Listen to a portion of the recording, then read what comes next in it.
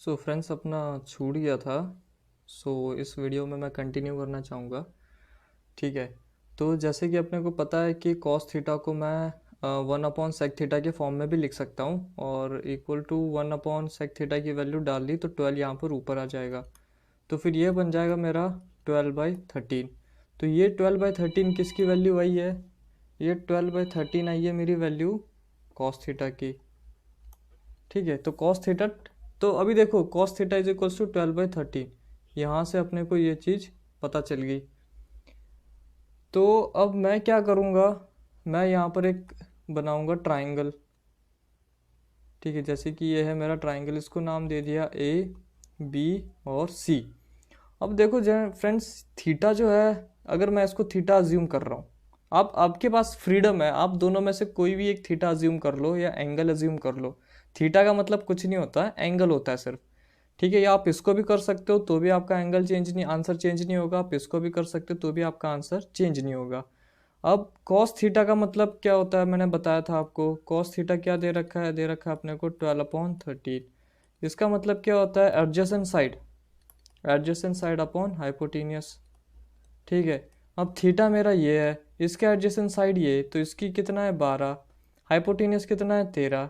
तो अभी इसकी लेंथ निकालनी होगी अपने को, इसकी लेंथ गिवन है नहीं है। तो फिर अभी कैसे करेंगे? ए सी का whole square which is equal to A B का स्क्वायर प्लस बी सी का स्क्वायर। ठीक है।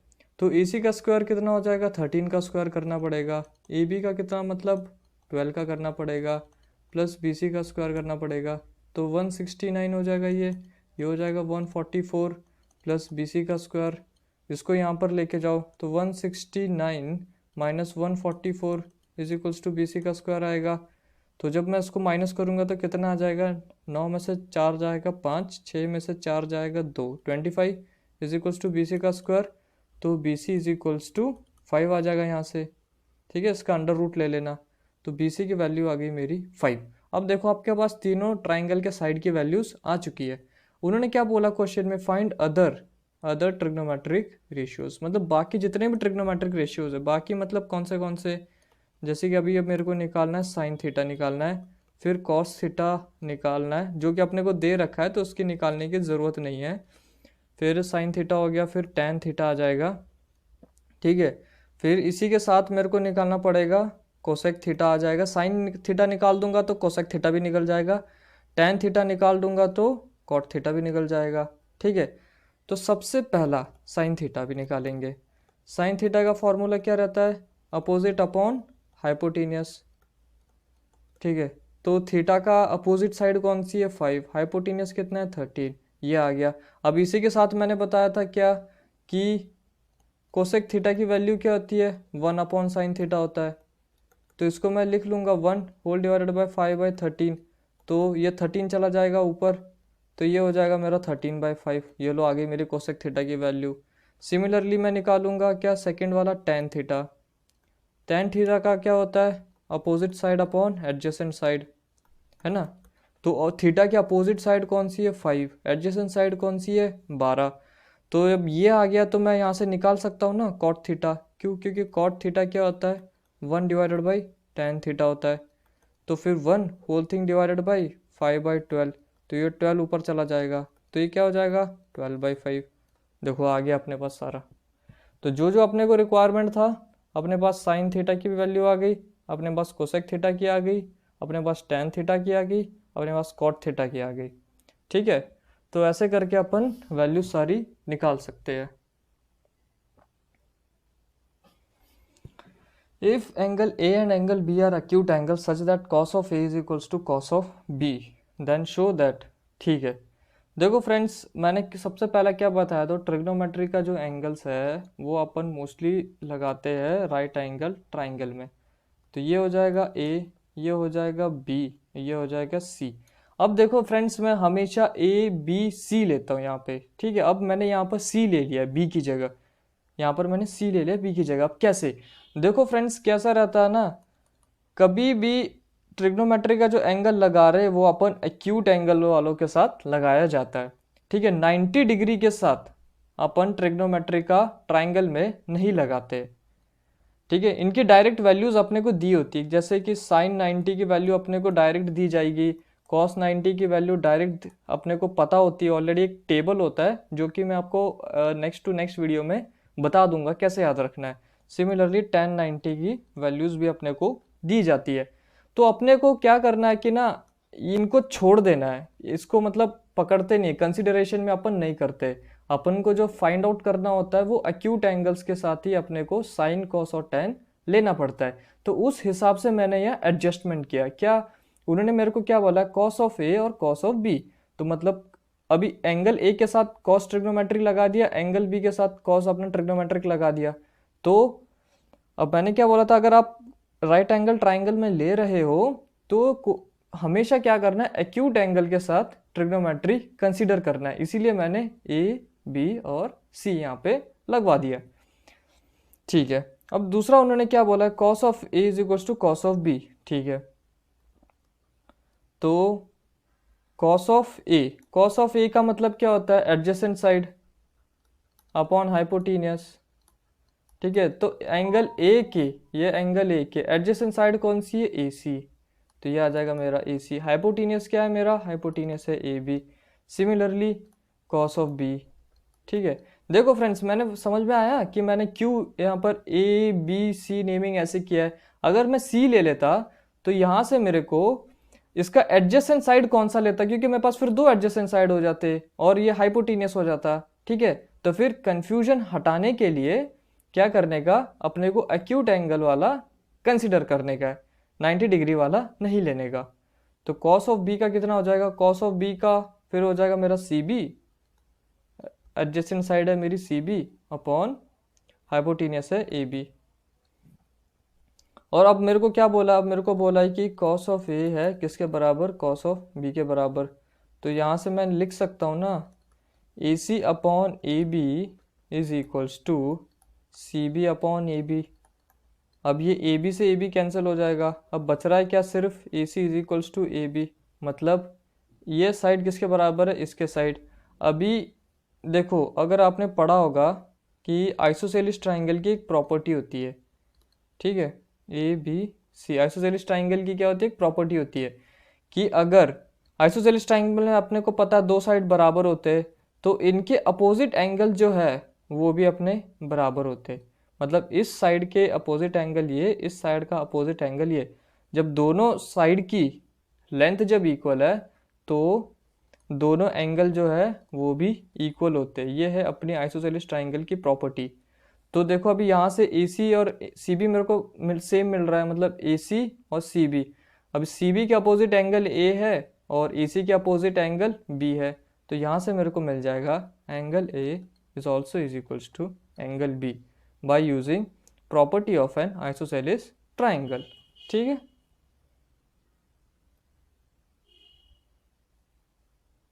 आई थिंक ये क्वेश्चन भी सेम ही है, रिपीट हो गया है।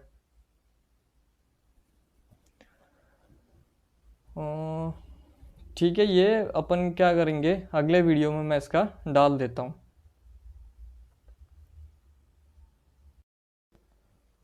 सो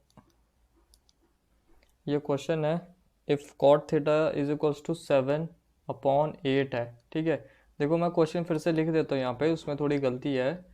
क्या है, cot theta is equals to 7/8 अपने को दे रखा है, और अपने को फाइंड क्या करना है, फाइंड करना है 1 plus sine theta into 1 minus sine theta. ठीक है, अपॉन डिवाइडेड बाय क्या आ जाएगा, 1 plus cos theta into 1 minus cos theta. ये मेरे को फाइंड आउट करना है। तो देखो मैंने क्या बोला था, सबसे पहले अपने को क्या दे रखा है, कॉट थीटा दे रखा है, तो इसको स्टैंडर्ड एंगल में लाने का, किसके फॉर्म में, टैन के फॉर्म में। और tan theta is equals to मैं लिख सकता हूँ 1 अपॉन कॉट थीटा। ठीक है, तो फिर जब मैं लिखूंगा 1 होल डिवाइडेड बाय 7/8, तो ये 8 क्या हो जाएगा, ऊपर चला जाएगा। तो यहाँ से टैन थीटा क्या आ जाएगा, tan theta is equals to 8/7। तो अभी यहाँ पर क्या करेंगे, अपन एक ट्राइंगल बनाएंगे,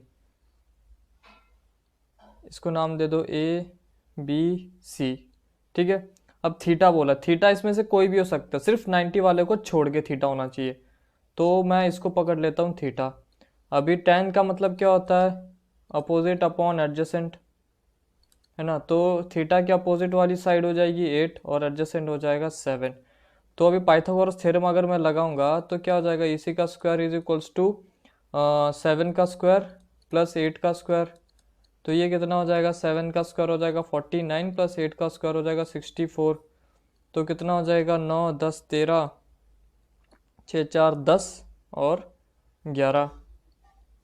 ठीक है, तो AC क्या आ जाएगा, ये AC आ जाएगा मेरा रूट ऑफ 113, है ना, क्योंकि यहाँ पर AC का स्क्वायर था ये। तो ये AC आ जाएगा मेरा रूट ऑफ 113। तो यहाँ पर क्या करना है, कुछ नहीं, वो डालने का सिर्फ 1, अभी सॉरी हाँ साइन थीटा। अभी यहाँ से क्या करना है, मेरे को साइन थीटा चाहिए ना, क्वेश्चन में क्या पूछा अपने से, साइन थीटा। तो मेरे को साइन थीटा की वैल्यू निकालनी पड़ेगी।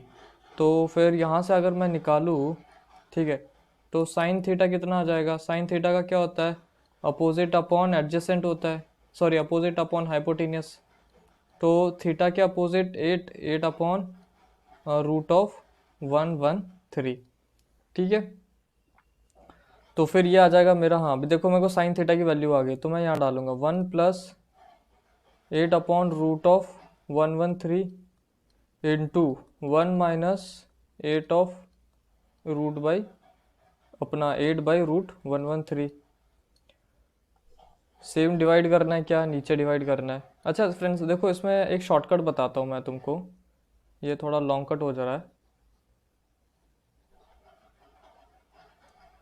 ठीक है, देखो अभी शॉर्टकट ये है, अपने को देखो ये किस फॉर्म में दे रखा है, ये दे रखा है मेरे को a plus B into A minus B form में। तो a plus B into A minus B को मैं लिख सकता हूँ ना A square minus B square के फॉर्म में। सिमिलरली अगर फिर मैं इसको जब लिखूंगा तो ये क्या हो जाएगा, 1 का स्क्वायर हो जाएगा माइनस साइन थीटा का स्क्वायर हो जाएगा। देखो ना, ये है मेरा ए की वैल्यू 1 है और बी की वैल्यू पूरा का पूरा साइन थीटा है। तो इधर भी 1 है, इधर बी का वैल्यू साइन थीटा। तो यहाँ पे 1 का स्क्वायर 1 आ जाएगा माइनस साइन स्क्वायर थीटा का एज इट इज। सिमिलरली नीचे मैं लिख सकता हूँ 1 स्क्वायर माइनस क्या, कॉस स्क्वायर थीटा। तो अब यहाँ से 1 माइनस साइन थीटा की वैल्यू कितनी है, साइन थीटा की वैल्यू 8 अपॉन रूट 30 है। तो जब मैं इसका स्क्वायर करूँगा तो कितना आ जाएगा, 113। इसका स्क्वायर होगा और नीचे भी वही होगा। नीचे अभी देखो कॉस पूछा अपने से, ठीक है, साइन नहीं है कॉस है। तो कॉस थीटा की वैल्यू कैसे निकालूंगा मैं, कॉस थीटा की आ जाएगी क्या, एडजेसेंट अपॉन हाइपोटेनियस, है ना। तो फिर एडजेसेंट साइड कौन सी है, 7, हाइपोटेनियस क्या है, रूट ऑफ 113। तो यहाँ पर डालूंगा क्या, 7 अपॉन रूट ऑफ 113, इसका स्क्वायर आ जाएगा। फिर जब मैं इसको लिखूंगा तो क्या आ जाएगा, 1 minus 64 upon 113 upon 1 minus 49 upon 113। तो एलसीएम ले लो, अभी इसका भी नीचे 1 है तो एलसीएम लेना पड़ेगा। तो 113 हो जाएगा। अब इसको मैं एलसीएम लूँगा 113 आएगा, इसको 113 से मल्टीप्लाई करना पड़ेगा, ऊपर भी 113 से मल्टीप्लाई करना पड़ेगा। एलसीएम ऐसे ही तो लेते, 113 माइनस 64, ये मेरी मेन डिवाइड लाइन है, अपॉन 113 माइनस 49 अपॉन 113। ठीक है, अब जब मैं इसको माइनस करूँगा तो अपने को उसका, अब देखो हाँ, तो 113 में से 64 मेरे को करना है माइनस, तो ये हो जाएगा मेरा 13 में से 4 माइनस करना है, 4 प्लस 6 10, 10 प्लस 3 6 7 8 9, ये आ जाएगा मेरा 9, ये हो जाएगा 0, कैरी कर लूँगा 10, ये हो जाएगा 49। तो ऊपर बच रहा है मेरा, क्या बच रहा है इधर ऊपर बच रहा है 49 बाय 113, और नीचे बचेगा मेरे ख्याल से 64, सॉरी नीचे बचेगा मेरा क्या, 64 बाय 113। अब देखो ये डिनोमिनेटर और ये डिनोमिनेटर सेम है, इसकी वजह से हो जाएंगे दोनों कट।